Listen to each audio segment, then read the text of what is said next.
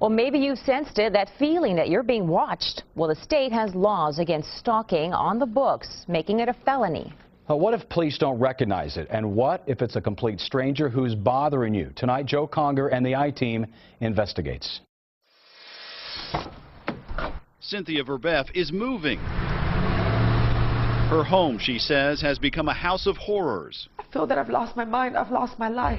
Incident reports from law enforcement tell the tale. Numerous break-ins at the address. Vandalism to her car, her motorcycle, her computer. Verbeth believes she's being targeted. Everything. They just went through everything. But sheriff's detectives had little to go on because the vandals, though often destructive, stole nothing.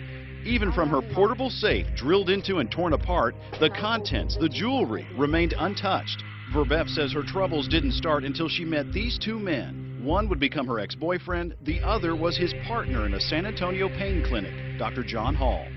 Very first time I met him, we went to his house on 4th of July, and he told me that because I was already there in his house, I would be the next victim, that I was going to be stalked. Verbeth found the doctor's prophecy to be correct. She suffered months of oddness. Coming in through the front door, and I touch the doorknob, and it just falls into pieces. Lights left on, doors open, furniture moved, her clothes dryer disassembled. Her friends say they noticed the strange happenings. They tell the I-Team they even witnessed a gas oven left turned on. As soon as you walk in the house, you'd smell gas in the house. So the whole house smelled from gas. So immediately turned it off and opened up the doors. But I mean, that thing doesn't just turn on by itself. And it had been running for a good length of time. Or the time Verbeth and a friend say they were stalked at a mall. I saw him following us to several stores, and I would see the man close to us, looking at us. The girls had the presence of mind to snap a photo with their phone. Verbeth says all these happenings culminated in an assault. The 39-year-old believes someone drugged the food in her home and returned later to rape her. I know something happened to me because a woman knows. She filed a report and was briefly hospitalized with signs of sexual assault. Dr. Hall says what Verbeth describes is known as gang stalking. Indeed, he writes about it in his book, A New Breed, Satellite Terrorism in America. Verbeth is not alone. Others in San Antonio have contacted the I-Team and described similar types of occurrences. The urine arsenic is above normal. We shouldn't have arsenic. Linda Johnson says someone poisoned her water supply with heavy metals in northwest San Antonio. Then there's her story about the bracelet that went missing, then reappeared. Police, she says, have stopped listening to her. And like Verbeth, she too believes she's been sexually assaulted, although she never filed a police report. I've gone to doctors many times, and I've been to the Rape Crisis Center for counseling, yes. Many of these so-called victims of what Hall describes as gang stalking meet up on the internet, finding comfort and information from others who say they too suffer from electronic stalking, mind control, and even rape. Loosely defined, gang stalking is where organized groups target and harass unwilling victims to the point of paranoia, leaving the victims to deal with skeptical family members and skeptical law enforcement. This isn't stalking done by a former spouse or former boyfriend or someone that you know that's disgruntled at you, but stalking that's being done by total strangers in an organized fashion. And some internet links take you here to the book mentioned earlier, written by Dr. John Hall. The book is fact. It's not a book of fiction. What I've wrote about is an isolated story here in San Antonio. Dr. Hall says it is a story about himself and the harassment and rapes his ex-girlfriends allegedly suffered beginning in 1996. Dr. Hall believes the people behind it are well-organized operatives using government satellite technology to terrorize him and other victims. All voicing the same complaints: organized stalking, weird electronic disturbances going on in their homes. Most of the women are complaining of drugging and sexual assault. So it's a big national problem. Verbeth bought the book, and what she read, she says, caused her stomach to turn, because within the chapters in the story, she found similarities to her own situation. I pulled out the book and I started reading, and I'm like, oh my God, it's exactly what's happening. It's like turning the pages of your own story.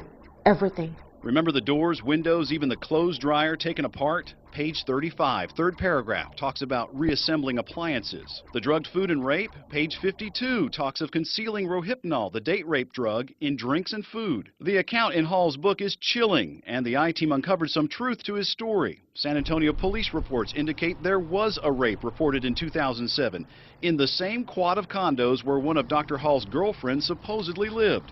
San Antonio police say the condo rape remains under investigation. And Bexar County detectives say Verbeff's assault remains open as well. And although there are some interesting connections to Dr. Hall in the book, law enforcement won't and cannot say if Dr. Hall is even a person of interest. The I-team thought the similarities were striking and asked him. Could you in fact be the person that's creating this mess for these women? And that's actually one of the reasons why I got out of my ex-fiance's life, to make sure that they weren't victimizing her in order to get at me. Dr. Hall says he's been targeted by the same groups. There's mention in the book of a conspiracy by the criminals and by fellow doctors. Dr. Hall says the Texas Medical Board retaliated against him for uncovering the gang stalking. The I-team confirmed one local hospital suspended Dr. Hall's clinical privileges for 2 months in 2006. In 2007, the Texas Medical Board ordered 2 mental evaluations of Dr. Hall.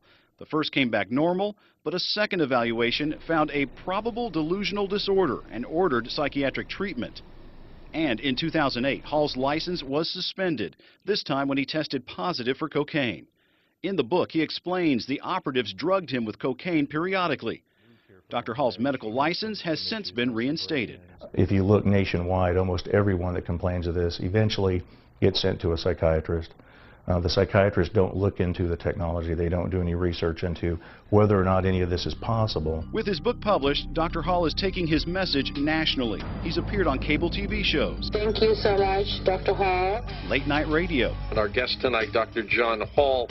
And even has his own radio program in the works. There have been several people in my midst, obviously, that have been victimized, but if you look at it on a larger scale, it is a national problem as well. Dr. Hall says the problem is gang stalking, seeking to victimize innocent women and sully his reputation for exposing them. For the I-team, Joe Conger, KENS 5 Eyewitness News. Dr. Hall's belief is that we all face some sort of terrorism in our lives that is mostly unseen and deadly. He contends criminals are tapping into our government surveillance systems to gain access to our lives and minds. As for the alleged rapes mentioned in that story, no one has been charged, but both San Antonio Police and Bexar County Sheriff's deputies say they continue to investigate.